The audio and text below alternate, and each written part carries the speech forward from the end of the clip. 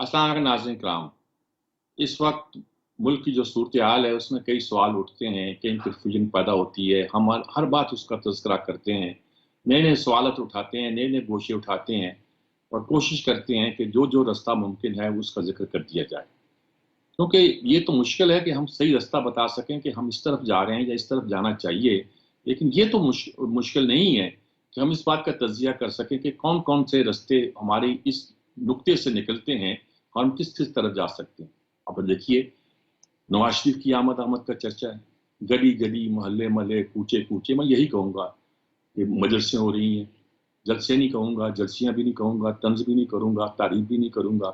बहरहाल वो अपनी कोशिश कर रहे हैं। लग रहा है कि शायद एक नया पैराडाइम बिल्ड हो सकता है अगर नवाज शरीफ की आमद के साथ उसके वोटर जाग उठें और जागने के बाद एक नई फजा पैदा हो जाए, तो इस किस्म का तासुर दिया जा रहा है। और दूसरी तरफ से ये कहा जा रहा है कि पता नहीं वो आ रहे हैं कि नहीं आ रहे, जैसे मुल्क के हालात बदल रहे हैं और वो बेतहाशा किस्म की बातें की जा रही हैं। लेकिन उनके साथ दो तीन बातें और हैं जो बहुत इंपॉर्टेंट है। एक तो उस्मान डार साहब का बयान आ गया, बड़ा करीबी गिने जाते थे हमारे पीटीआई के चेयरमैन के वो। अब वो कहते हैं कि जो कुछ किया है 9 मई का वो तो उनकी प्लानिंग थी, उन्होंने बैठ के हमारे सामने की थी। कुछ कहते हैं क्या वो वादा माफ गवाह बन रहे हैं, नहीं बन रहे हैं तो क्या इतराफ जुर्म कर रहे हैं, क्या कर रहे हैं वो, और कहाँ रहे हैं वो 15 दिन 20 दिन, अचानक कहाँ से नमूदार हो गए। और ये क्या होता है, और जिनके उन्होंने प्रोग्राम किया है, क्या उनका कोई कोऑर्डिनेटर जो था वो कोई गैर मामूली इंसान है जिसने उनको तलाश किया, पकड़ के उनके प्रोग्राम में ले आया, घर में ले आया, उनकी बात कर दी सारी। कैसे आए, क्यों कर आए? बाकी एंकर बड़े जेलस फील कर रहे हैं भाई, उनके पास कैसे चले आए? अब ये भी सवाल देखने चाहिए। हम तज्जिया लोगों को करते हैं, लेकिन इस बात का भी तज्जिया करें कि ऐसे जैसे इंटरव्यू होते हैं वो किन किन के यहाँ होते हैं और कैसे कैसे होते हैं और क्यों करके होते हैं। माजी में हमने बहुत से लोगों को बहुत सा हीरो बनाया और आज तक हीरो बनाते हैं, और बहुत से लोगों के बारे में कहते हैं कि बहुत से तज्जिया नगारों के बारे में कि बड़े इन्वेस्टिगेटिव तज्जिया नगार हैं, और बाद में पता चलता है कि असल में हम कहना ये चाहते हैं कि उनको तज्जिया देने वाले कुछ इदारे मौजूद हुआ करते थे जो अजरा शर्म अजरा एहतियात हम कहना नहीं चाहा करते थे। हमें तज्जिया करना चाहिए उन लोगों का भी जो हमारे दरमियान है और जिनके ज़रिए से ये खबरें हम तक पहुँचती हैं। इसके अलावा जो एक सूरत हाल है, बहुत नाजुक सूरत हाल है, वो अफगानिस्तान की सूरत हाल है। इसमें कोई शक नहीं, इस मुल्क में बेतहाशा गैर मुल्की शहरी मौजूद हैं। हम तो अभी अफगानियों का जिक्र कर रहे हैं ना कि अफगानी मौजूद है। ईरान का इनकलाब आया तो इतने ईरानी पाकिस्तान में मौजूद थे, और वो वही थे जो इनकलाब से डरे हुए और दूसरे ग्रुपों के भागे हुए जो थे पाकिस्तान में आए थे, और जहाँ एक तरह के पनाह गुज़ीर थे। हम ना उन्हें उनको हैंड ओवर करते थे, ना कर सकते थे, ना किया जाते थे। उससे पहले भी एक ज़माने में कुछ लोग आए थे। कराची के इलाके में बंगाली बहुत ज़्यादा, जो ज़ाहिर है पाकिस्तान का हिस्सा थे, मौजूद थे। उनको ना हम पाकिस्तानी मानते हैं, ना बंगाली मानते हैं। कभी बीच में हम उनके नाम पे कुछ सेट जारी करना चाहते हैं, फिर वो चुप कर जाते हैं। और बहुत सी शहरियतों के लोग मौजूद हैं, बल्कि एक ज़माने में तो बेतहाशा लोग हिंदुस्तान से आते थे, पासपोर्ट फाड़ देते थे, अपने उनके भाई बहन कोई यहाँ होते थे और वो पाकिस्तान की शहरी करार पाते थे। हम नहीं कहते कि हिंदुस्तान से लोग ना आए, और अगर यहाँ उनका कोई वाली वारस है तो वो यहाँ के शहरी ना बने, लेकिन हमारे यहाँ शहरी बनने का कोई प्रोसीजर मौजूद नहीं है। जो आए पासपोर्ट फाड़ दे, शनाख्ती कार्ड खरीद ले और उसमें साथ पासपोर्ट पाकिस्तान का बना ले, अल्लाह ला फैसला, कोई मसला नहीं है। तो आप हमने जो सारी कार्रवाई शुरू की है, ये बेसिकली तो अफगानिस्तान के बशिंदों के बुनियाद पर है। क्यों की है? क्या हम उन लोगों को धकेल सकते हैं? प्रेशर डाल रहे हैं, हम कह रहे हैं कि तुम हमारे डॉलर ले जाते रहे हो, हमारी ट्रांजिट ट्रेड के नाम पर जहाँ काम होता रहा है, तुम्हारे बेशुमार लोग हमारे मुल्क में हैं और कोई इसका एतराफ़ नहीं करता। आलमी इदारे भी है, हमें कहते हैं कि इंसानी हमदर्दी के नाम पर इन लोगों को रखना चाहिए, मदद करते नहीं है। सैलाब के नाम पे भी उन्होंने बहुत शोर मचाया कि इन लोगों की बड़ी होनी चाहिए हिम्मत, लेकिन जो उन्होंने इमदाद का वादा भी किया वो भी नहीं दी। ये तो सूरत हाल में आलमी इदारों का है। वो चाहते तो हैं कि हम महाजरीन को अपने यहाँ रखें, लेकिन उसके लिए मदद करने को तैयार नहीं है। उनका क्या एजेंडा है, वो क्या चाहते हैं, हम क्या चाहते हैं, क्या सचमुच समझ के बारे में हमने कुछ हाथ डाला है? डॉलर की कीमत नीचे आ रही है, ये इंपॉर्टेंट बात है। हमारे वजीर दाखिला ने कहा कि जो ईरान से तेल आता है ये कोई ऊँटों पे नहीं आता, ट्रकों पे आता है। और अब तो हमारे आर्मी चीफ ने कह दिया, उनके बकौल आर्मी चीफ ने कह दिया है कि कोर्ट मार्शल भी होगा और लोग जेल भी जाएंगे। यही बात अफगानिस्तान के बॉर्डर पर लोग पूछते थे कि ये जो ट्रांजिट ट्रेड का सामान जहाँ बिकता है कैसे बिकता है, ये जो गंदम अफगानिस्तान स्मगल होती है कैसे होती है, जो डॉलर स्मगल होते हैं कैसे होते हैं। इतने सारे सवाल आते हैं जिन पर हम गुफ्तगू करना चाहते हैं और हमारी इतनी बसात नहीं है कि सब सवालों के जवाब तलाश कर सकें, लेकिन अगर हम नहीं तलाश नहीं करेंगे तो कौन करेगा। चलिए कोशिश करते हैं। हमारे साथ स्टूडियो में तो सलमान आबद साहब मौजूद हैं और ताहिर मलिक साहब हमारे साथ ऑनलाइन होंगे, और इसके अलावा हमें तवक्को है कि शायद एक आध लोग और हमारे साथ शामिल हो जाएं, एक आध सियासतदान अली गौहर बलोच शायद मिल जाएं, नहीं तो कोई ना कोई हमारा साथ देने के लिए मौजूद होगा, वरना हम ही इन मामला पर गुफ्तगू करके मसले को तय करने की कोशिश करेंगे। मेरे ख्याल में पहले मैं ताहिर मलिक साहब को ही छेड़ता हूँ जी। मैं छेड़ता का लफ्ज़ जानबूझ के इस्तेमाल किया है क्योंकि बहुत से सवाल उठाएंगे जिसमें सलमान आबद साहब फिर कुछ हमारी मदद करेंगे। जी ताहिर मलिक साहब, ये क्या सूरत हाल है, क्या फंसे हुए हम? उस्मान डार भी आ गया है, नवाज शरीफ भी आ रहे हैं और अफगानिस्तान के मसले पर ही बहुत कुछ हो रहा है। ये क्या सब कुछ क्या हो रहा है? कुछ भी नहीं हो रहा है, ऐसे ही होता है हमारे यहाँ। एक्चुअली थोड़ा मुश्किल जो सवाल जो मेरा है आपसे भी सलमान से भी कहूँगा, हम दुनिया सारी है वो चल रही है डेमोक्रेसी के आइडिया से कि जो मेजॉरिटी है वो दुरुस्त होती है, तो मेजॉरिटी वोट डाले, वो हुकूमत करे, वोट से हुकूमतें बने, वोट से है। मैं जो सारा जो जितना आपने इतना जो कॉन्सेप्ट ही देखता हूँ कि हमने मेरे लिए 75 साल से नहीं किया कि हम वोट से चलेंगे। अब होता ये है कि अगर नवाज शरीफ अपना कहीं पे फंस है, अल्लाह मियां भी दे देता है, भुट्टो हो जाए तो उसका एक बंदा कह इसको कत्ल कर। तो अगर पाकिस्तान की अगर आप सिचुएशन देखें आप, इसमें हमारी जो पॉपुलर पॉलिटिकल पार्टीज हैं वो यूजुअली कानून की, इस वक्त जो पीटीआई है एक अजीब पाकिस्तान का एक इंतहाई तकलीफ दे और इंतहाई इंटरेस्टिंग एस्पेक्ट है कि एक तरफ सर्वे होते हैं, ये सर्वे आपको तो आप तो करवा नहीं सकते, कोई ताकतवर आते हैं, सर्वे एक तरफ आता है सबसे मकबूल आदमी कौन है, पीटीआई का चेयरमैन, दूसरी तरफ आपने 9 मई रखी हुई है, और 9 मई के बाद ये बिल्कुल क्लियर, क्रिस्टल क्लियर है रियासत की तरफ से कि ना आपके लिए कोई गुंजाइश नहीं है। तो एक अजीब मसमसा है, एक तरफ पॉपुलैरिटी है, एक तरफ वोट है, निगरान हुकूमत है। आज एक नए और निगरान वजीर का मतलब अपॉइंटमेंट हो गई है, निगरान आते हैं इलेक्शन कराने के लिए, वो कहते हैं हम इलेक्शन के लिए सारा कुछ करेंगे। पंजाब में 8-10 महीने हो गए हैं, तो मेरा बेसिकली मान लेना चाहिए, या तो आप कह दें कि जी वो हम एक जो जंगल का लॉ था, जो ओरिजिनल लॉ है जिसमें इंसान फंसा हुआ है, अमेरिका भी वही है, भी वही है कि राइट इज राइट है, हाँ क्लियर कर लें, क्यों साथ साथ आप चलेंगे तो मेरे लिए मुश्किल होगी। ठीक बात है। सवालात और भी हैं, अफगान इशू है, डॉलर का मसला है, बहुत सी बातें, नवाज शरीफ का आना है, लेकिन उस पर अलग से हम बात करेंगे। सलमान अहमद साहब, ये जो ताहिर मलिक साहब ने बात की है, क्या कैसे महसूस करते हैं आप इस सूरत हाल पे? देखिए, बात बुनियादी सी है, पाकिस्तान की सियासत हो, पाकिस्तान की मईशत हो, पाकिस्तान के इदारे हों, आइन और कानून की हुक्मरानी हो या आम आदमी के मफादात, ये सब चीज़ें मीर साहब एक ट्रैक के ऊपर नहीं चल रही जो ट्रैक सीधे तरीके से हमें स्मूथ तरीके से तरक्की की तरफ लेके जा सके।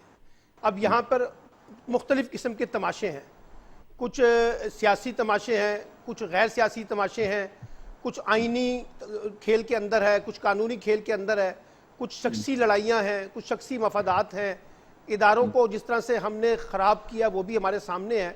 अब ऐसे में अगर हमने अपनी तामीर और तरक्की का सफ़र आगे बढ़ाना है तो मौजूदा हालात की तरह तो पाकिस्तान नहीं चल सकता मीर साहब, ये बात तो लिख लें आप। अगर आपने इस तरह से पाकिस्तान को चलाना है जिस तरह से आज चलाया जा रहा है पूरे रियासती क्राफ्ट को, तो उस पर तो कई तरह के सवालिया निशान है। ये डिलीवरेबल नहीं रहा, लोगों को डिलीवर नहीं कर रहा, लोगों का कनेक्शन जो है स्टेट के साथ, गवर्नेंस के साथ, हुकूमती परफॉर्मेंस के साथ, इंस्टीट्यूशन के साथ कमज़ोर हो रहा है। تو اس لیے پاکستان کو زیادہ گہرائی کے ساتھ اس بات کا تجزیہ کرنا چاہیے ہماری رولنگ ایلیٹ کو یا جن کے پاس فیصلے کی طاقت ہے کہ ہم کس ڈائریکشن کے تحت پاکستان کو آگے لے کے چلنا چاہتے ہیں. جو ڈائریکشن موجودہ ہے اس میں اگر آپ پیچ ورک کرنے کی کوشش کریں گے تو نتیجہ اتنا شاندار نہیں نکلے گا. کچھ اگریسو قسم کی ریفارمز ہمیں کرنی ہے, سیاسی بھی, اکانومی بھی, اور سیکیورٹی اور انسٹیٹیوشنل ریفارمز کریں گے تو ہم کوئی آگے کا راستہ تلاش کر سکتے ہیں. اور وہ بھی آگے کا راستہ جو ہے کسی جادوئی طریقے سے کل اس کا مسئلے کا حل ہونے والا نہیں ہے. کم سے کم بھی ہمیں 5-10 سال کی ایک پولیٹیکل سٹیبلٹی چاہیے. وہ پولیٹیکل سٹیبلٹی اکنامک سٹیبلٹی کو انشور کرے گی, وہ پولیٹیکل سٹیبلٹی سیکیورٹی سٹیبلٹی کو انشور کرے گی, وہ انسٹیٹیوشن کو ری بلڈ کرے گی. اور پاکستان میں جو اس وقت ایک ٹرسٹ ڈیفیسٹ ہے تمام اداروں کے درمیان, اس کو بحال کرنے میں کامیاب ہوگی. لیکن سوال یہی ہے کہ بلی کے گلے میں گھنٹی کون باندھے, کہاں سے ابتدا کرے اور کون شروع کرے گا. ٹھیک بات ہے طاہر ملک صاحب, آپ نے بالکل بنیاد میں بہت ٹھیک بات کی ہے, لیکن میں 2 اسپیسیفک باتوں کی طرف اشارہ کرنا چاہتا ہوں. ایک تو یہ کہ عثمان ڈار صاحب کا انٹرویو ایسے ہی ہوتا ہے, جو جتنے بھی انٹرویو ہوتے ہیں ایسے ہی آتے ہیں. وہ کہاں تھا, کیوں کر چھپا ہوا تھا, کدھر تھا, وہ ایک الگ سوالات آتے ہیں. وہ کس نے کب فیملی طے کر لے کہ انہوں نے کیا موقف اختیار کرنا, وہ بھی ایک الگ سوال آتا ہے. لیکن کچھ لوگ یہ سوال اٹھاتے ہیں کہ جن لوگوں کے اس کا انٹرویو جس کے یہاں سے ہوا, وہ انٹرویو کیسے ہوا, وہ ان کی بھی طرح حیثیت کا تعین کر دیا جائے. یہ سوال پوچھا جاتا ہے, پوچھا جانا چاہیے جی, یہ سوال پوچھا جاتا ہے. اور دوسری بات یہ ہے کہ اس سوال کے ساتھ ایک اور سوال کا جواب دینا ہے, وہ افغانستان کی صورتحال ہے. ہم اس پر ڈٹ گئے ہیں کہ یہ ہم نے بڑا سخت ایکشن لینا, کیا لے پائیں گے ہم, یا کیوں لے رہے ہیں؟ 2 چیزیں کوشش کرتا ہوں کہ کوئکلی دونوں پہ کمنٹ کر دوں. تو پہلے تو میں جرنلزم کی بات کرتا ہوں, میڈیا کی بات کرتا ہوں. جو تھوڑا بہت مجھے سمجھ آئی ہے میڈیا کی, میڈیا ہے ویکر کی وائس آف دی ویک.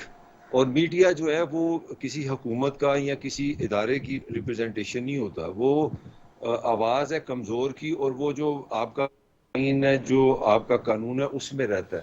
میری سمجھ سے باہر ہے کہ یہ کس قسم کا میڈیا, دنیا نے اس طرح کا میڈیا بھی نہیں دیکھا ہوگا کہ ایک آدمی پہ الزام ہے یا شک ہے یا اس نے کیا کہ نہیں کیا, کہ 9 مئی میں اس نے پاکستان کی ریاست کے خلاف یا پاکستان کی اسٹیبلشمنٹ کے خلاف کسی غلط کام میں حصہ لیا. مجھے یہ سمجھ نہیں آیا جس میڈیا سپریم کورٹ بن گیا, کب سے ایک میڈیا کا کام ہے کہ آپ آئیں اور انٹرویو دیں اور اس کے بعد اپنے گھر میں ہنسی خوشی رہنا شروع کر دیں. تو پھر اگر آپ نے اتنا اچھا ایک نیا نظام ڈھونڈ لیا ہے کہ ایک آدمی خود ہی فیصلہ کرے کہ اس نے جرم کیا کہ نہیں کیا, خود ہی وہ روح پوش ہو جائے, خود ہی چھپ جائے اور آ کے ایک انٹرویو دے دے تو مسئلہ خراب ہو جائے, تو مجھے مطلب میرا مسئلہ عثمان ڈار نہیں ہے, نہ ریاستی ادارے ہیں, میرا مسئلہ میڈیا ہے. میڈیا کی جو نیوٹرل پوزیشن ہے وہ نہیں اس طرح بنتی. میڈیا کا بیسک سوال تو یہ بنتا تھا, اگر وہ کامران نے واقعی بڑا دلیری کیا تو یہ سوال کا جواب تو لینا ہے, پھر وہ ویر واز ہی روح تھا. اگر یہی کو بھی بولا جا سکتا تھا. پھر آپ کے سامنے ہے کہ آپ کے وزیر سندھ جو ہیں داخلہ, وہ بریگیڈیئر مائع کے گرفتار کیا, تو اتنے بڑے سوالوں کا جواب آپ دے نہیں پاتے اور آپ ایک بریکنگ انٹرویو کر دیتے ہیں. تو اس کا مطلب ہے کہ میرا خیال ہے کہ جو ہم تینوں کو پہلے پتا تھا کہ میڈیا پہلے ہی سانس عزیز ثابت ہو گیا. یہ اگر آپ مجھے بعد میں بات کر سکتے ہیں اگر آپ چاہیں تو. پھر افغانستان ایک ڈفرینٹ ٹاپک ہے, کروں یا وہاں سے اوپینین لے لیں اس پہ. صاحب ہمارے ساتھ موجود ہیں, ان سے بھی بات کرتے ہیں. مجاہد بیلی صاحب, ہم بات کر رہے ہیں ایک تو افغانستان کے بارے میں جو ہم نے فیصلہ کیا ہے افغانیوں کو باہر بھیجنے کا, یا پکڑ رہے ہیں. دوسرا عثمان ڈار کا جو آیا اس کے ذکر کر رہے ہیں. تیسرا نواز شریف کی واپسی کے حوالے سے کچھ ہم بات کرنا چاہتے ہیں. آپ کیا کہیں گے اس صورتحال پر, آپ بھی کوئی رہنمائی کریں ہماری. میرے دوست بڑے اچھے طریقے سے ڈار صاحب کے حوالے سے کر رہے تھے بات, اور یقیناً یہ میڈیا کر رہے تھے. میں بھی 22 سال سے ٹی وی کر رہا ہوں, لائیو فارم کیے ہیں, بڑے بڑے لوگوں کو کرے ہیں, سب کچھ ہوئے. میں تو پہلے یہ پوچھتا, ڈار صاحب یہ بتائیے, آپ جو 1.5 مہینے کیا اپنی سوری ٹو سے کسی رشتے دار کے گھر میں تھے, کسی یعنی کسی 5 اسٹار ہوٹل میں تھے, آپ تھے کہاں؟ اٹھا لے گیا تھا کون؟ کوئی چہرہ, کوئی نام, کوئی فلاں؟ اور پہلے تو یہ پوچھا جائے گا نا اس سے, اچانک انہیں 1.5 مہینے سے آپ کہاں تھے, یہ نہیں پوچھا جائے گا. اور جب یہ مجھے نہیں لگتا کہ وہ یہ بتا پائیں. وہ یہ تھا کہ جب یہ چوتھے ہی دن, ابھی کل میں پروگرام کر رہا تھا, میں نے کہا کہ یہ کپتان کو کی جتنی بڑی بڑی وکٹیں تھیں, جتنے بڑے بڑے جو ان کی چاپلوسی کرتے تھے, خوشامدی کرتے تھے, سر ہلاتے تھے, ہاتھ باندھتے تھے, گورنر بنے, علی رضی وزیر بنے, بزدار بنے, فلاں بنے, سب سے پہلے وہ وکٹیں گری جو ان سے قریب ہوتے تھے. اور میں ان 47 عورتوں کو جو 5 ماہ سے میر صاحب, آپ, میں بھی اپنی بہن کو رکھتا ہوں, آپ بھی رکھیں, اور رکھنے والے بھی اپنی بہنوں اور ماؤں کو سامنے رکھیں, اور جو سنیں وہ رکھیں کہ قتل بھی اگر انہوں نے کیا ہوگا, ایک دن اگر وہ اپنے گھر نہ آئے, کسی پوری فیملی سے پھر کیا گزرتی ہوگی. میں تو سب سے بڑا سوال یہ کرتا ہوں عورتوں کو. اب آپ کہیں گے نہیں, عورت مرد میں فرق کیوں ہوتا ہے پاکستانی سوسائٹی میں, کیوں کہتے ہیں پہلی خاتون مسلم سربراہ مملکت, حالانکہ شہید بی بی نے کیا کیا نہیں کیا, اخبار انہوں نے بند کیے, میاں نواز شریف کے باپ کو انہوں نے ہتھکڑیاں ڈلوائی, اور انہوں نے وہی سب کچھ کیا. خواتین حکمرانوں نے, اندرا گاندھی نے کیا نہیں کرا, تو وہ سب وہی کرتی ہیں, یہ میں نہیں کہتا. لیکن کوئی تو جواب دے کہ 47 وہی پہلے کہتے تھے 9 مئی کو ہوا کیا. جیسے حیدرآباد ٹرمینل آیا تھا نا پورا, یاد ہے آپ کو, اس تقاضا پورا تیار ہوا تھا, آپ لوگ اگر آپ کے تیار ہوتے تھے نا, جتنی بھی سازشیں ہوتی تھی اس کا 4-5 ہمارے کیس آتا تھا, تقاضا پیش کیا تھا, ٹرمینل ہوتا تھا, وکیل صفائی پیش کر دیتا. ان 47 عورتوں کو لائیں, ہمیں بتا دیں. ایک تو بات یہ, دوسرے وہ ایک تو میں نے کہا کہ جو آپ میڈیا کو کر رہے ہیں, ہم بڑے انٹرویو لیتے ہیں ایکسکلوسیو, اور ہم پہ وہ عمران اسماعیل میں آئے پریس کلب میں, تیسرے دن نہیں آ گئے. وہ 20 سال سے وہاں عمران خان صاحب کے مالی امور بھی دیکھتے ہیں, اور وہ ان کے ہمارے آفس میں جس طرح باہر بیٹھے رہتے تھے خان صاحب کے ساتھ. تو میں نے ان سے پوچھا کہ بھائی ابھی تو 48 گھنٹے گزرے, کہاں سے آ رہے ہیں؟ بولے وہ لے گئے تھے. میں نے کہا اچھا کیا ہوا؟ بولے, میں نے کہا بھائی کوئی باہر کے تھے یہاں کے, بولے یہیں والے تھے. میں نے کہا کیا کہا؟ انہوں نے کہا نہیں مسلمان ہو جاؤ. میں نے کہا اچھا, آپ پہلے مسلمان نہیں تھے؟ مسکرائے. خیر ہماری یہاں ایک روایت ہے. اس کے بعد میں نے تو سوال نہیں کرا, وہ آئے, انہوں نے کہا خدا حافظ کپتان, خدا حافظ, اور چلے گئے گھر آرام سے اپنے, اور شاموں کو کرتے. تو ہم باقی باتوں پہ دوبارہ آتے ہیں, ایک وقفہ لیتے ہیں, وقفے کے بعد حاضر ہوتے ہیں.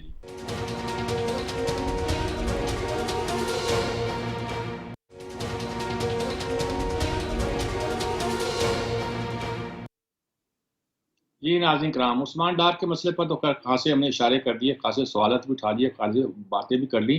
ہو سکتا ہے جو کچھ کہہ رہا ہے وہ صحیح کہہ رہا ہو, وہ پہلے ڈر کے مارے میں چھپا رہا ہو, یا مسئلے تک چھپا رہا ہو, پارٹی کا ڈسپلن میں چھپا رہا ہو. اب اس نے سوچا ہوگا کہ ایک طرف پارٹی ہے, ایک طرف اپنی جان ہے, کچھ بھی کہہ لیجئے, میں اس پہ بحث نہیں کرتا. سلمان احمد صاحب, میں آپ سے پوچھنا چاہتا ہوں جی, افغانستان کے حوالے سے ہم کیا کر رہے ہیں؟ اب ہم نے اتنے دنوں کے بعد طے کیا ہے, ہمارا ڈالر قابو میں آیا ہے, گندم کچھ کنٹرول میں ہوئی ہے, یہ ساری باتیں بالکل درست ہیں, لیکن اب تک کیا ہوتا رہا؟ دیکھیں, افغانستان کے حوالے سے افغان اور پاکستان تعلقات میں ایک جو بڑا ٹرسٹ ڈیفیسٹ پیدا ہوا ہے وہ ٹی ٹی پی کے حوالے سے ہوا ہے. پاکستان کی سیریس ریزرویشن ہے about the T T P, لیکن افغان حکومت جس طرح سے فیسلیٹیٹ کرنا چاہیے ٹی ٹی پی کے معاملے میں وہ فیسلیٹیشن ہمیں نہیں مل سکی. اور اب جب ہم نے یہ کہا کہ تمام جو اپنا انلیگل ہیں ان کو ہم نے نکالنا ہے, اور اس میں میجورٹی کیونکہ افغانستان کے لوگوں کی ہے, تو اس کا ایک رد عمل ہمیں افغان طالبان حکومت کی طرف سے سننے کو ملا ہے. اچھا, اب مسئلہ یہ ہے کہ جن لوگوں نے افغان لوگوں نے پاکستان میں بیٹھ کے دہشت گردی کی ہے یا ریاست کی ریٹ کو چیلنج کیا ہے, ان کو تو ہر صورت میں اکاؤنٹیبل کرنا چاہیے, آپ ان کو آئیڈینٹیفائی کریں. لیکن اگر آپ ایک ہی ڈنڈے سے سارے اپنا انلیگل ہیں, چاہے اس میں برما کے ہیں, سری لنکا کے ہیں, بنگالی ہیں, افغانی ہیں, آپ جب چیزوں کو کرنے کی کوشش کریں گے تو یہ پروسیس جلدی میں نہیں ہوگا, یہ گریجولی سلو اینڈ اسٹڈی کے ساتھ آگے بڑھ سکتا تھا. کیونکہ ان لوگوں نے یہاں پر شادیاں بھی کر لیں, پراپرٹیاں بھی بنا لیں, مکانات بھی بنا لیے, بچے بھی پیدا کر لیے, اور ان کو اب نکاح, اور پھر ان میں سے بیشتر لوگوں نے اپنے کاغذات بھی بنا لیے, یعنی ان کے آئی ڈی کارڈ بھی بنے ہوئے یہاں پر, جیسے بنے, جائز بنے ناجائز بنے, ایک الگ بحث ہے. تو یہ افغانستان کا جو معاملہ ہے اس میں ذرا ہوش مندی کی ضرورت ہے, اور افغان حکومت کے ساتھ ایک برج بنانے کی ضرورت ہے. اگر ہم اس کو کسی ریئیکشنری اپروچ کے تحت لے کے چلیں گے اور اس میں ایک رد عمل کو بہت زیادہ بالادست کرنے کی کوشش کریں گے, تو مجھے لگتا ہے کہ جیسے پھر اس کا ایک رد عمل جو ہے وہ ٹی ٹی پی اور افغان کانٹیکس میں ہمیں یہاں پر دیکھنا پڑے گا. تو بہتر ہے کہ ہم ذرا ان چیزوں کو, سٹانس آپ کے ٹھیک ہیں لیکن سٹانس جو بھی ہیں آپ کو اس کو گریجولی لے کے چلیں نا, اور ذرا پروسیس کے تحت لے کے چلیں. اور جو لوگ خاص طور پہ ریاست کے رٹ کو چیلنج کر رہے ہیں, جو آپ کے پاس ان کی آئیڈینٹیفیکیشنز ہیں, ان کو اگر ٹارگٹ کریں تو بات آگے چلے گی. اگر سب کو ایک طرح سے دیکھنے کی کوشش کریں گے تو اس کا الٹا ریئیکشن پیدا ہو سکتا ہے. طاہر ملک صاحب, بات تو بالکل درست ہے, لیکن یہ ایک پرانا قصہ ہے, 40 سال کا بوجھ ہے جو ہمارے سروں پر ہے. کچھ لوگوں کو تو ہم نے لیگلی یہاں ایکسیپٹ کیا, کچھ لوگ کہتے ہیں کہ کراچی میں تو ان کی پوری الگ سے الگ بستی ہے, اپنا قانون چلتا ہے, اپنی بات چلتی ہے. ایک زمانے میں ایم کیو ایم بہت شور مچایا کرتا تھا, نہ ریاست مچاتی ہے نہ ایم کیو ایم مچاتا ہے. کچھ لوگ کہتے ہیں پنجاب میں جتنی بھی دہشت گردی کے واقعات ہوتے ہیں اس میں کچھ پرانے لاہور میں بھی, کچھ پرانی کی آبادیوں میں بھی ان کی بستیاں آباد ہیں جو انلیگل ہیں. اور کچھ لوگ کہتے ہیں کہ کچھ لیگلی بھی آ کے انہوں نے ہماری پوری تجارت پہ قبضہ کیا ہوا ہے. خیر وہ تو ہماری اکانومی کو ایک طرح کا بوسٹ کر رہے ہیں, سامان لاتے ہیں. کچھ کہتے ہیں ٹرانزٹ ٹریڈ کے نام پر جتنی سمگلنگ ہو رہی ہے, جتنا ہمارا اکانومی تباہ ہو رہی ہے, وہ ان کی وجہ سے. تو آپ کیا کہتے ہیں, کیا کرنا چاہیے ہمیں؟ اور افغانستان کی حکومت کو ماننے کو تیار نہیں ہے. دیکھیں, جو اگر کسی مسئلے کو سمجھنا ہو تو اس کا طریقہ سب سے اچھا ہی ہوتا ہے کہ آپ اس پوزیشن پہ جائیں جو آپ کے اپوزٹ ہے. تو پاکستان کی ایک اپنی پوزیشن ہے, اب تھوڑی سی میں اپوزیشن کی پوزیشن لیتا ہوں. وہ یہ ہے کہ اگر آپ کے بارے میں پہلے تو ریالٹی یہ کہ آپ اپنے ہمسائے نہیں بدل سکتے. وہ میری نسل, اس سے بعد نسل, 10 نسلیں آئیں گی, ان کی آئیں گی, آپ نے ہمیشہ مل کے رہنا ہے. تو آپ جو بھی فیصلہ کرتے ہیں اپنے ہمسائے کے بارے میں وہ بڑا کیئرفلی کرنا چاہیے. آپ چائنا کے ساتھ ریلیشن کس طرح بناتے ہیں, امریکہ کے ساتھ کس طرح بناتے ہیں, وہ ایک ڈیفرنٹ ایسپیکٹ ہے جس کے ساتھ آپ کی سب سے لمبی طویل ترین سرحد ہو. آپ کو سوچنا پڑے گا, آپ کو سوچنا پڑے گا کہ آپ کا ایک صوبہ ہے جس کی ایک وہاں پہ نسل جو ہے پٹھان نسل, پشتو سپیکنگ ہے, وہ آدھے ادھر ہیں آدھے ادھر ہیں. وہ ایک ان کا جذباتی بھی تعلق ہے. پھر آپ نے تو بڑی ایک ہمیں یہ بھی بتایا تھا, آپ جیسے بے شمار لوگوں نے, کہ جی پاکستان کا جو دو قومی نظریہ ہے وہ تو مسلمان کے لیے ایک قسم کی سافٹنیس تھی, کہ اس کے اندر جو آپ کا اسلام کا بھی ان سے رشتہ ہے. آپ نے تو اپنے مسائلوں کے بھی نام وہاں پہ رکھے تھے. لاسٹ ناٹ دا لیسٹ, پھر وہاں پہ کانسیپٹ یہ ہے کہ آپ نے ہماری تب مدد کی جب آپ کو امریکن ڈالر ملے ہیں. آپ نے ہماری مدد مسلمان ایک بھائی کی حیثیت سے خالی نہیں کی ہے, مگر آپ نے فائدے بھی لیے ہیں. اب جو آپ ہمارے پہ رول لگا رہے ہیں کہ ہم غیر قانونی ہیں اس لیے کہ آپ کو فائدہ نہیں ہے, تو میرا خیال ہے کہ یہ اتنا آسان نہیں ہے. کافی چیزیں اس میں سینسیٹیو ہیں, جس طرح میں نے بتا کوشش کی ہے. اور میرا خیال ہے کہ اس معاملے میں پوری معیشت, ہمارا پورا جو لا اینڈ آرڈر کی سچویشن ہے اس کے خراب کرنے میں کچھ ہمارا تعاون نہیں کیا جا رہا, جو کرنا چاہیے افغان حکومت کو یا انٹرنیشنل کمیونٹی کو اس پہ ہمارا ساتھ دینا چاہیے. کوئی ساتھ نہیں دے رہا ہمارا. نہیں, وہ صحیح کہہ رہے ہیں آپ, مگر وہ اس کے لیے بھی ہمیں سوچنا چاہیے. مگر میں نہیں سمجھتا کہ ہمارے پاس کوئی 0 to 100 بڑا سمپل سلوشن ہے. ہم اتنی آسانی سے جو وہ غیر قانونی ہے اور ان کو نکال دو, وہ غیر قانونی ہے تو ہم نے ان کو ویلکم کیا تھا. اور دوسری بات یہ ہے کہ آج ہی میں ڈیٹا دیکھ رہا تھا, 44 لاکھ کے قریب یہ مہاجرین ہے, جس میں کوئی 14-15 لاکھ جو ہے وہ لیگل بھی ہیں. اتنا بڑا میسیو آپریشن کو نکالنا کرنا, اس کے فائنینشیل اسپیکٹ بھی ہیں. مجھے جو کے پی کے سے اطلاعات آ رہی ہیں کہ ان کی انویسٹمنٹس ہیں, ان کے بزنسز ہیں, تو ان کو آپ نکالیں گے اس کا بھی آپ پہ افیکٹ آئے گا. اور جو اگر دوسری چیز جو ہے جو بہت بڑی میں سمجھتا ہوں سب سے اہم ہے کہ ڈالر اصل میں ایشو بالکل اچھا کیا آپ نے, اسمگلنگ روکی, آپ کے ڈالر نیچے بھی لے, مگر ڈالر کی ریالٹی یہ نہیں ہے. ریالٹی بڑی سمپل ڈیمانڈ اینڈ سپلائی ہے. آپ دنیا سے کوئی 70-80 بلین ڈالر کی چیزیں خریدتے ہیں اور آپ کے پاس ہوتے ہیں 25-30 بلین ڈالر.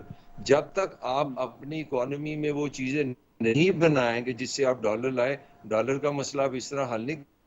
کتنی دن تک آپ اپنی ٹاپ انٹیلیجنس ایجنسیز اور اپنی فوج اور اپنے اداروں کو ان ڈالروں پہ لگائے رکھیں گے؟ الٹیمیٹلی آپ کو اکانومی سے چلانی پڑے گی, اور اس کا ایک ہی طریقہ ہے کہ آپ لوگوں کو ایسا پاکستان کے اندر کلچر دیں کہ ہم ایسی چیزیں بنائیں کہ ہم دنیا سے ڈالر لیں. تو اس کے علاوہ ڈالر کا کنٹرول کا کوئی طریقہ نہیں ہے. ایک بات ہے جی, مجاہد بریلوی صاحب, ساری گفتگو سنی آپ نے, آپ کیا کہتے ہیں افغان ایشو پہ خاص طور پر؟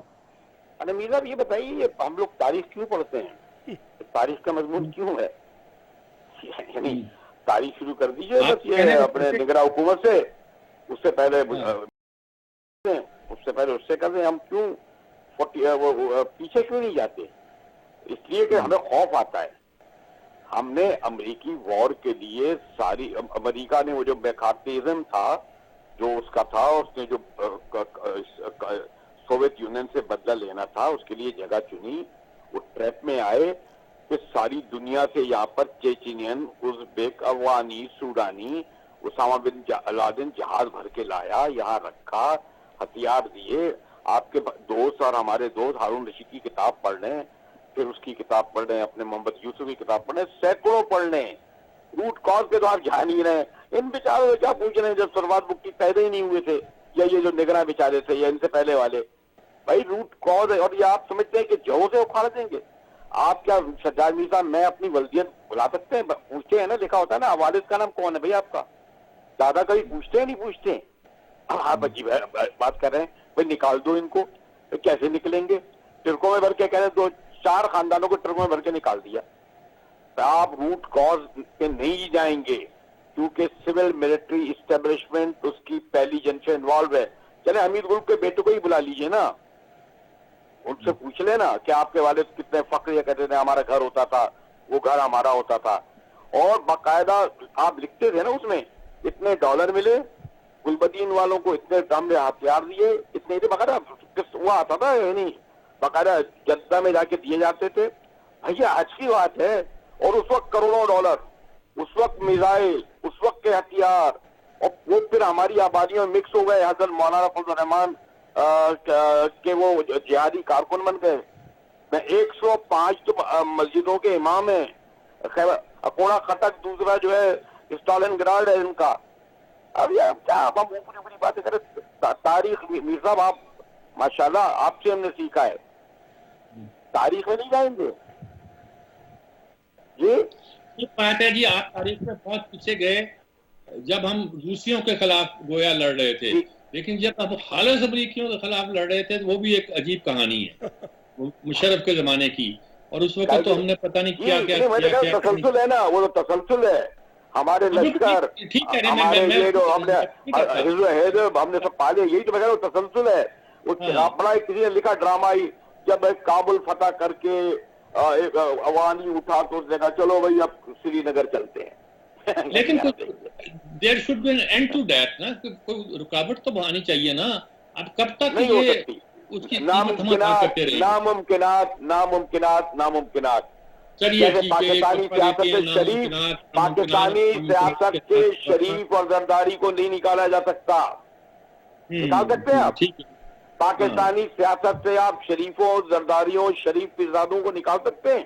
آپ نے وہ اعتدالاً بڑی اچھی بات کرتے تھے، چودھری کوٹوں نے متشدد وکلا اور متکبر جج پیدا کیے. آپ ایک لائن میں سن لیں. ابھی پرسوں کی بات ہے، قائم مقام چیف جسٹس کو عمر سعادت خان ہے، حلق اٹھانے کے دن پہلے دن ان کے کورٹ میں کیس تھا. صبح کے کیس پروسیڈنگ ہوئی، خاتون پیش ہوئی تو وہ یہ ساری تھی. آپ بیٹھے ہیں کہتے ہیں بلاؤں پولیس کو، بلاؤں پولیس کو. یہ کہا ہے چیف جسٹس سندھ نے. کیا بات ہے یہاں ہو رہا ہے؟ کوئی رپورٹنگ ہوئی؟ وہ بیچاری کرتی بھی نہیں، کہیں کہیں رپورٹ ہوئی ہے؟ چلیے ٹھیک ہے، آپ کی بات میں نے بھیجا. میں نے کہا قاضی فائری کا وہ کہا آپ کی بیگم کے ساتھ ہوا تھا، آج ایک خاتون کے ساتھ یہ ہوا ہے. سپریم جوڈیشل کونسل میں درخواست بھیجی ہے، سپریم کورٹ بار کو بھی بھیجا ہے، پاکستان بار کونسل کو بھی بھیجا ہے. کہاں جائیں گے آپ؟ ٹھیک بات ہے. مجاہد بیری صاحب ایک وقفہ لیتے ہیں جی، وقفے کے بعد کوشش کرتے ہیں کہ بحث کو کنکلوڈ کریں. بحث تو بہت پھیلی ہوئی ہے، سوالات تو بہت نازک ہیں. ہم اگر جواب دینا بھی چاہیں تو جواب دے نہیں پاتے. یہ بہت اچھی بات کی ہے کہ آپ سیاست سے فلاں فلاں فلاں فلاں کو نکال سکتے، نہیں نکال سکتے. آپ ملک کے معاملات پہ فلاں فلاں فلاں فلاں ادارے کو بے دخل کر سکتے، نہیں کر سکتے. آپ ملک کی جو معیشت ہے، دوسرے معاملات پہ اس میں فلاں فلاں عنصر کو خارج کر سکتے ہیں، نہیں کر سکتے. تو پھر کیا کریں؟ کیسے آگے بڑھیں؟ کیا راستہ ہے ہمارے لیے؟ ایک وقفے کے بعد حاضر ہوتے ہیں.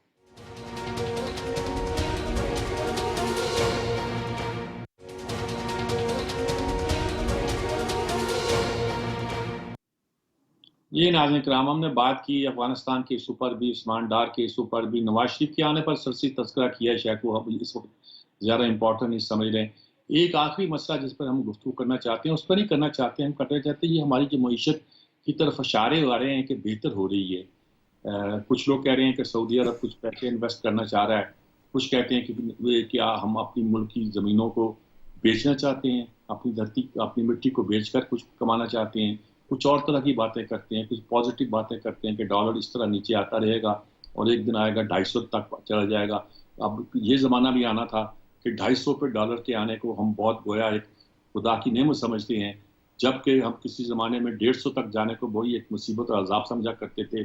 کچھ کہتے ہیں عالمی سطح پر تیل کی قیمتیں بھی کم ہو رہی ہیں، ڈالر کی قیمتیں بھی کم ہو رہی ہیں، آنے والے پدرواڑے میں ہو سکتا ہے ہمیں کچھ رعایت مل جائے اور اس کے نتیجے کے طور پر کچھ مہنگائی کا پتہ نہیں مجھے کیا کیا صورتحال ہے. معیشت کا نقشہ کیا ہے، کس طرف جا رہے ہیں، کیا معیشت کے نام پر یہ نظام تو کنٹینیو نہیں کرے. کچھ لوگ کہتے ہیں کہ الیکشن ہوتے ہیں تو مشکل دکھائی دیتے ہیں. یہ میرا بنیادی سوال نہیں الیکشن مشکل دکھائی دیتے کہ میرا سوال یہ کہ معیشت سنبھل رہی ہے. اور آج اسحاق ڈار نے کہا کہ آنے والے بھی جو حکومت یہ طے کرے گی ایجنڈا اس کو فالو کریں گے. کیا کہتے ہیں اس پوری صورتحال کا، کیا کس کنفیوژن کا شکار ہیں ہم سلمان عباس صاحب؟ دیکھیں معیشت کا تو کوئی فوری علاج میاں صاحب میر صاحب نہیں ہے. مسئلہ یہ ہے کہ ہم جذباتی طور پر یہ کہہ سکتے ہیں کہ جناب معیشت کو ہم ابھی 4 چاند لگا دیں گے، لیکن معیشت کی درستگی کے لیے ہم جہاں باہر کی قوتوں پر انحصار کرتے ہیں وہیں ہمیں اپنے اندر بھی تو کوئی ریفارمز کرنی ہے یا نہیں کرنی. یعنی ہم اسٹرکچرل ریفارمز کرنے کے لیے تیار نہیں ہیں، ہم ایف بی آر میں ریفارمز کرنے کے لیے تیار نہیں ہیں، ہم بیوروکریسی میں ریفارمز کرنے کے لیے تیار نہیں ہیں، ہم ایسی سخت اکانومی کی پالیسی جس میں طاقتور لوگوں پر ٹیکس لگایا جائے اور کمزور لوگوں کو ریلیف دیا جائے اس کے لیے تیار نہیں ہے. ہم اداروں کو بیچ کے معیشت کو درست کرنا چاہتے ہیں. ہم پاکستان کے اندر جو سرمایہ کاری ہے اس کو غیر محفوظ بنا بیٹھے ہیں. تو مسئلہ یہ ہے کہ آپ ضرور باہر کی قوتوں پہ جائیں، لیکن یہ بھی تو دیکھیں نا کہ ہمیں جو اسٹرکچرل ریفارمز کرنی ہے اس میں پولیٹیکل کمپرومائز ہو جاتے ہیں یا نان پولیٹیکل کمپرومائز ہو جاتے ہیں. کبھی اس میں مصلحتیں آ جاتی ہیں، کبھی اس میں سمجھوتے آ جاتے ہیں. جن سے ٹیکس وصول کرنا ہے ان کے بارے میں ایک اور پالیسی ہے. آپ ہی کے پروگرام میں نے پچھلی دفعہ کہا تھا جو شبر زیدی ہیں انہوں نے جو کچھ کہا کہ جہاں جہاں انہوں نے بھی ٹیکس کو اکٹھا کرنے کی کوشش کی یا ٹیکس نیٹ کو جو ہے اس کو ایک ڈاکومنٹ کرنے کی کوشش کی تو آپ نے دیکھا کتنی زیادہ پولیٹیکل ریزسٹنس آئی، کتنی زیادہ بیوروکریٹک ریزسٹنس آئی. اس لیے کہ ہم تیار نہیں ہیں اس کام کے لیے، کڑوی گولیاں کھانے کے لیے اور اگریسو قسم کی ریفارمز کرنے کے لیے. ہم چاہتے ہیں کہ طاقتور لوگوں کو کچھ نہ ہو، جو بوجھ ڈالنا ہے وہ کمزور لوگوں پہ ڈالیں. تو اس لیے معیشت کی درستگی کے ابھی جو چیزیں آپ کو نظر آ رہی ہیں وہ آپٹکس تو ہو سکتے ہیں لیکن یہ مستقل حل نہیں ہے جب تک آپ اسٹرکچرل ریفارمز کی طرف نہیں جائیں گے. ٹھیک بات ہے، ٹھیک بات ہے.